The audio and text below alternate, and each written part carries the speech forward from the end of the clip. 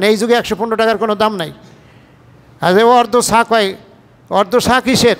পূর্ণ সা দেবেন, হাদিসে পূর্ণ সার কথা আছে।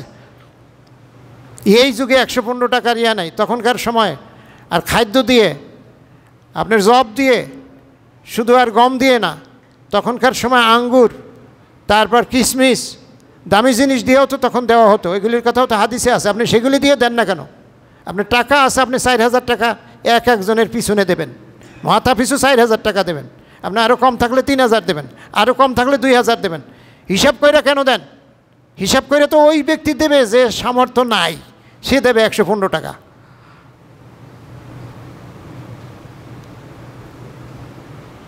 বেহিসাবি দিয়ে দেবেন। এমনিতেই 4-5 হাজার টাকা হয়ে যায় যদি আপনি ওই দামি জিনিস দিয়ে দেন। এগুলির কথা হাদিসে আসে তো, খালি গম আর চাউল দেখে লইছে।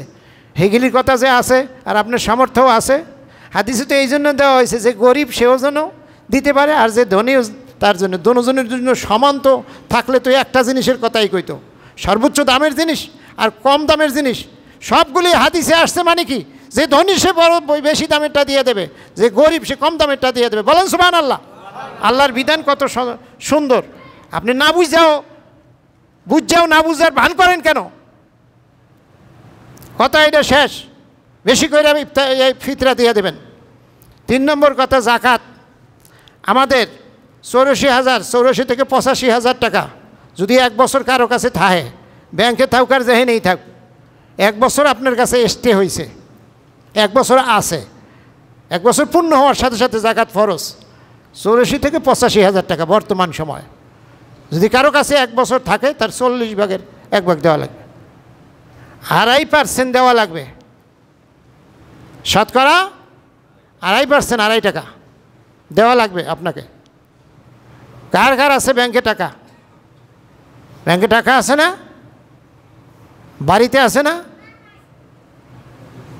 কিছু লোক আছে চালাক, কয়টা নিজের হাতে থাকলেই তো জাকাত দেওয়া লাগবে, তাড়াতাড়ি জমি কিনে নেয়। কি ফাজিল, চিন্তা করছেন নি? আল্লাহ বুঝে নাই যে কি লেগে হ্যাঁ জমি কিনছে। জমি তো 1 বছর পুরো হওয়ার পর, জাকাত দেওয়ার পরও তো কিনতে পারতো। হ্যাঁ, জাকাত যখন হইব আর 2 দিন সময় আছে, এর আগে জমি কিনে আলাইছে, গরু কিনে আলাইছে। আল্লাহরে ঠকাইছে। কারে? তুমি 2 দিন পর জাকাত দিয়ে এবার কেন? সম্মানিত হাজিরিন, জাকাত দেবেন। এই সম্পদের জাকাত হলো মাল। মালের জাকাত আমাদের আদায় করতে হবে। আমাদের দেহের জাকাত রোজা, আমাদের মালের জাকাত এটা আমাদের পরিশোধ করতে হবে। অনেকেরই ব্যাংকে এরকম এফডিআর আছে, বিভিন্ন মাসে মাসে জমায়। কি এর 85,000 লাখ লাখ টাকা জমা হয়ে রয়েছে বছর পর বছর। হ্যাঁ, মনে করে এটা শেষ হইলে এবার আইনে দিব। কেটা কইছে আপনারা? এই পরিমাণে 1 বছর যদি ব্যাংকে থাকে, হিসাব করে আপনার দিয়ে দিতে হইব। কারণ আপনি যে মরে গেলে আপনার ফোলায় দেবে, এর কোনো গ্যারান্টি নাই। সম্মানিত হাজিরিন, জাকাত এবং ফিতরা দিয়ে দেবেন। আমি প্রতি বছর আপনাদেরকে বলি না, এই বছর বলি, আমি এতেকাবে যাব। আপনাদেরকে এখানে আমি একটু অনুরোধ করি, আমার মাদ্রাসায় এতিমখানায় প্রতি বছর আমার দায়িত্ব দেয়, ওইভাবে আপনাদেরকে বলাও হয় না। আপনারাও আমার কথা যাও কদ্দূর বলি গুরুত্ব দেন না। কত জায়গায় ফিতরা দেন, জাকাত দেন। আমি আপনার মসজিদের খতিব, আমি প্রতি বছর মাদ্রাসায় গিয়া অনেকে 10,000, 15,000, 20,000 টাকা দেয়, আমি একটা শরম পাই। তো আপনাদের খতিব হিসাবে আমি তো প্রথম পাওয়ার প্রাপ্য, আমার এতিমখানায় তো প্রথম পাওয়ার আমার হকদার। আমি আপনাদেরকে আমি শক্ত করে বলে গেলাম, অনুরোধ করে গেলাম যে এই রোজার মধ্যে আমি খবর নেব। এই আমাদের সেক্রেটারি সাহেব, আমাদের সভাপতি সাহেব, হ্যাঁ হ্যাঁ দিয়ে গেলে হেটা ওই যে মাদ্রাসায়, আচ্ছা যাক ওইটা আমার মধ্যে দিলে ভালো হইতো, আমার একটা অঙ্ক বাড়তো। আচ্ছা গেছে তো গেছেই, এখন বাকি যারা আছে ওটা কোনো হিসাবে আসবে না, ওটা শেষ। ওইটা আমার মাদ্রাসার, আমি এখানে খতিব, সেক্রেটারি সাহেব আমার লগে যোগাযোগ করে দিব না? কী করেন আপনারা? কথা কয় না, এটা আমার হক না? আচ্ছা যাই হোক, দিয়ে দিছে। ভবিষ্যতে আগামী বছর এই চিন্তা বাদ দেবেন। আমার হাত দিয়ে গেলে আমার কি খুশি লাগতো না? আপনারা 500, 1000, 200, 100, একটা মানুষও বাদ যাবেন না। ইমাম সাহেবের কাছে, সেক্রেটারি সাহেবের কাছে আমার এই রিসিপ্ট পাঠাই দেবো। আমি বিকালবেলা এতেকাবে যাওয়ার আগে রিসিপ্ট পাঠাই দেবো। প্রত্যেকে আপনার সামর্থ্য অনুযায়ী আমার ওখানে রিসিপ্ট কাটাইয়া ওনারা এটা করবে। ক্যাশিয়ার সাহেব আছে, ইমাম সাহেব আছে, সেক্রেটারি সাহেব আছে, আমি ইমাম সাহেবের কাছে পাঠাই দেবো। আপনারা ওনাদের যে কোনো একজনের কাছে দিলে ওই রিসিপ্ট দিয়ে দেবেন। এবং ঈদের দিন আল্লাহ যদি বাঁচায় আইসা যেন আমি বিরাট একটা অঙ্ক আমার এতিমখানার জন্য পাই, আর আমি খুশি হয়ে যাই। এতে কাবে আপনাদের জন্য দোয়া করবো ইনশাআল্লাহ। 3 নম্বর কথা, এই হাফেজ সাহেব করে গত বছর আমি তো বোকা বই নিয়ে গেছি। গত বছর 2 জন ভালো ভালো ছোটো ছোটো হাফেজ ছিল। এই বছরও তার একজন আছে আর একজন নতুন। এই হাফেজ সাহেবদেরকে আপনারা যে আমরা হাতে কোনো চাইয়ে নেয় না কোনো হাফেজ সাহেবরা, আমরা কোনো চুক্তিও করি নাই। কিন্তু চুক্তি না থাক, আমাদের তো একটা দায়িত্ব আছে, একটা বিবেক আছে। একটা মাস এরা আমাদেরকে কোরআন শুনাইলো, তাদের মনটাকে খুশি করা। আপনি জানেন এই তেলাওয়াত করা কত কষ্টের। আমি সূরা তারবি পড়াই, তাও তো আমার কয়েকবার পানি খাওয়া লাগে। এই লোকগুলি এই পরিশ্রম করে আমাদেরকে কোরআন শোনায়, সেই লোকগুলির ব্যাপারে আমরা এত কাশতে কে? আমি কাশতেই বলবো, আল্লাহ আমারে মাফ করবো, আপনারা মাইন্ড করবেন না। গত বছর আপনারা যা দিয়েছেন আমি খুব আশ্চর্য হয়ে গেছি। গতবার আমি এই জন্য বলি নাই যে আপনারা মনে হয় অন্যান্য মসজিদের মতো ওই রকমই দেন, এই জন্য আমি বলি নাই এটা। সারা বছর আপনার ইমাম এখানে থাকে, 2 জন হাফেজ সাহেব নামাজ পড়ায় সোজা। গত বছর যা দিছেন তার সে 3 গুণ বাড়াই দেবেন, যে যা দিছেন তার 3 গুণ দেবেন। আর একটা যে পারেন না হে ডবল করবেন, যে বেশি বাড়াইতে পারবেন না সে ডবল। কে কত দিছেন আমি আপনি ভালো জানেন, আমাদের এটা জানা নাই। আর যারা লিস্টি আছে এরা তো জানেই। আপনি গত বছর যা দিছেন এখানে না পারলে 2 গুণ দিবেন, আর আমার অনুরোধ 3 গুণ দিবেন ওই। আর বেশি পারলে তো আলহামদুলিল্লাহ খুশি। সারা বছর যে লোকগুলি এখানে থাকে, এই 2 জন হাফেজ সাহেব করে, তারা আমাদের কাছে চাইবে কা, চুক্তি করবে কা? আমরাই এমন তাদেরকে খুশি করব যে তারা আমাদের জন্য দোয়া করবে। এটা আমাদের দায়িত্ব। আমরা ইনশাল্লাহ রাজি আছি। যারা রাজি আছি তারা 2 হাত তুলে নারায়ে তাকবীর বলেন, নারায়ে তাকবীর।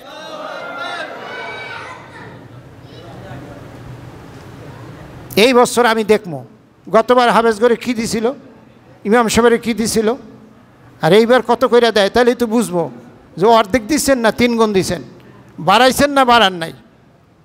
অঙ্ক তো আর কেউ ঠিক কয় মশলা দিব হুজুর। আমি যদি এখন কই 1000 কইরা দিবেন অমুকে অমুকে, 2000 অমুকে, 5000 অমুকে দিবেন, 5000 দিয়ে দৃষ্টান্ত স্থাপন করবেন। হুজুর আমি 5000 দিলাম, 2000 দিলাম, 3000 দিলাম, 500 নিচে কেউ দিলাম না, এইরকম দৃষ্টান্ত স্থাপন করেন। ভালো কাজে প্রতিযোগিতা করেন, ভালো কাজে প্রতিযোগিতা। ও দিছে 2000, আমি দেবো 2500। ভালো কাজে প্রতিযোগিতা জায়েজ, বরং আরও সওয়াব বেশি। সামনে হয়তো হাজিরেন। আর এই তো কথা নাকি? আর ঈদের জামাতের সিদ্ধান্ত আপনারা, ঈদের জামাতের সিদ্ধান্ত কে হয়েছে? সামনে আরেকটা শুক্রবার আছে না? আরেকটা আছে, ওই শুক্রবার আপনারা আমি আসলে ইনশাল্লাহ টিউশন দেবো, ফাঁকে আইসা নামাজ পড়াই যাব। আচ্ছা, এই তো কথা। আর কোনো জরুরি কথা বাত আছে? আর এই যে ছাদের বকে আছে 4-5 লাখ তো আছেই, আছে না? হ্যাঁ, 3.5 লাখ। 3.5 লাখ আর 4-5 লাখ তো কাছাকাছি। এই টাকাটা কি এখানে থাকবে, বাকি থাকবে? আমরা যারা ওয়াদা করছি দিয়ে দেই। মনে করেন না যে ছাদ শেষ, আমাকে দায়িত্ব শেষ। আপনি এখন থেকে লাইলাতুল কদর, আমরা সবাই ইনশাল্লাহ লাইলাতুল কদর আমাদের নসিব হোক, সবাই চাই।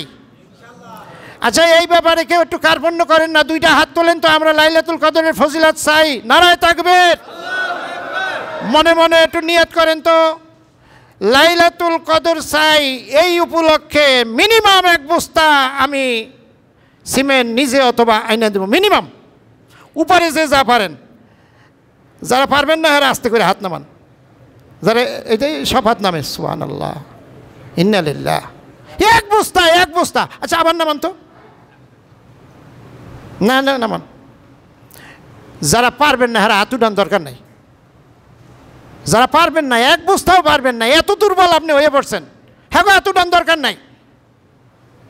যারা লাইলাতুল কদর পাইবেন এই আশায় আল্লাহর ঘরের জন্য নিজে দিয়েছেন, ঠিক আছে, কিন্তু আপনার আপনজন আত্মীয় শুধু বন্ধু বান্ধব থেকে অন্তত এক বস্তা আইনা দেবেন যারা, তারা দু হাত তোলেন, না তাকবীর। আল্লাহ তুমি এই হাতগুলি কবুল করো, সবাই বলে আমিন। আল্লাহ এই হাত উঠাই রাখেন, এই হাতগুলির ভিতরে মিনিমাম এক বস্তা, তাদের এক বস্তা তুলতে গিয়ে 5, 10, 15, 20 জন হয়ে যায়, তুমি তৌফিক দেওয়া যাও, সবাই বলে আমিন। আল্লাহ আমরা নিয়ত করছি সবে কদর পাইতে চাই, এই বরকতে আমাদের সবে কদর তুমি দিয়ে দিও, আল্লাহুম্মা আমিন। আমিন। ওয়া আখিরু দাওয়ানা আলহামদুলিল্লাহি রাব্বিল আলামিন।